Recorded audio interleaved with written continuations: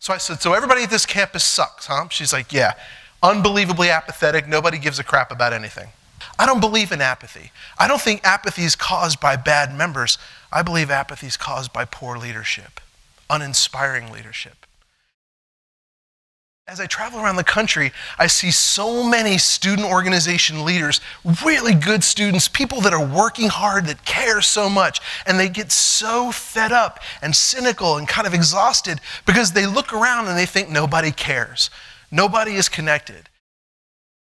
You see, because what's happening is the entire society of ours is changing. People do everything differently than they used to. The way you buy music, the way you order up a movie, the fact that everybody walks around with a cell phone now, things have changed dramatically in the last 10 years. But yet student organizations are doing things basically the same way they've been doing them for 3 generations. No one ever tells you that it's okay to change the way your organization runs, the way it does business, the way it sets its goals, the way it engages its members.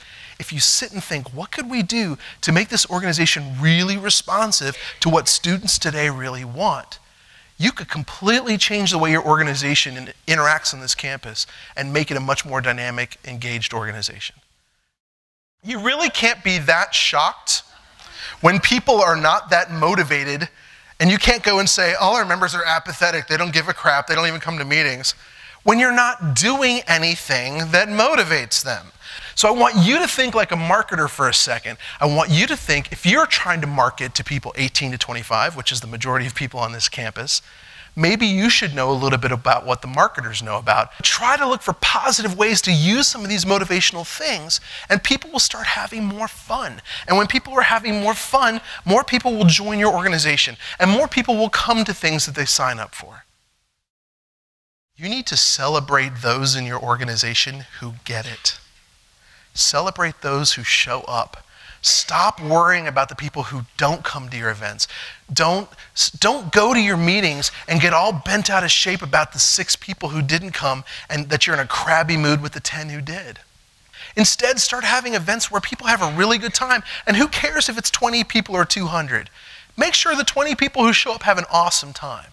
Decide what the mission of your event is, what the purpose of your activity is, and then get the right people there and have them have a really wonderful experience.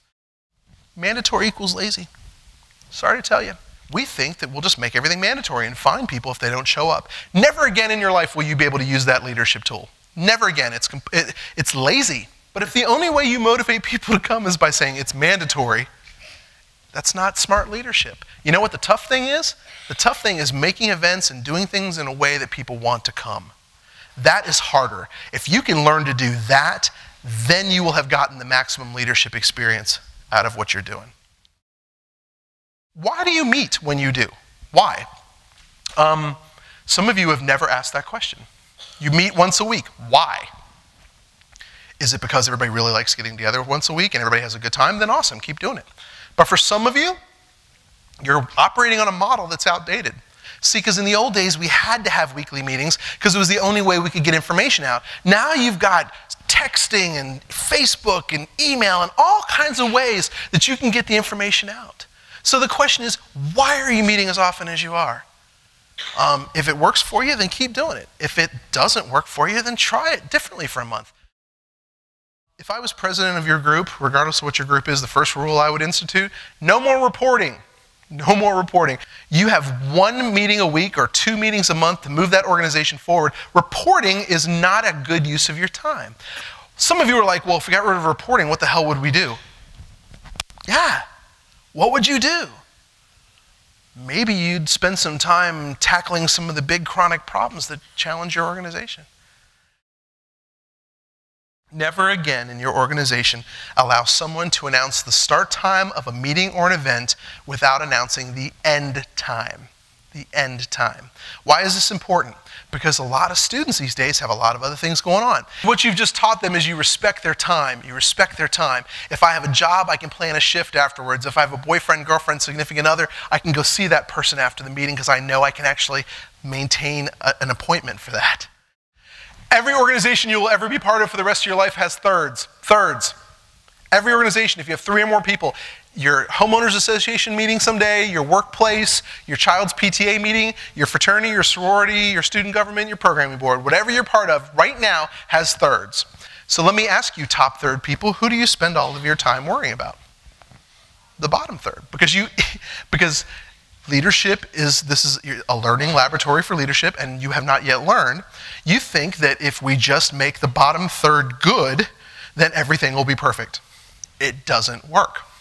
It doesn't work, okay? I want to challenge you. Stop focusing on the bottom third of your organization and focus on the middle third. Focus your energy on the middle third, the people who never get any attention, focused on them. If you want better attendance at your meetings, quit focusing on the people who don't want to come to your meetings, who are not going to show up to your meetings. And when they do show up to your meetings, they make you crazy. Instead, focus on the middle third people who are generally most of the time there and say to them, what can we do to make the meetings more fun for you? Guaranteed they'll be completely shocked that you're asking, because the middle third never gets any attention. Ladies and gentlemen, your job in the student organization, this short period of time you have it, is to make your organization better than you found it. Give the next leaders who come after you permission to change everything, if that's what they need to do, to make the organization work for the members that are coming down the line. If you can establish that permission now, if you can set some positive changes in motion, you will have left your organization better, and you will be incredibly successful. People will remember you as a leader that really made a difference. Thank you so much for being here. Congratulations again on 100 years. Thank you. Thank you very much.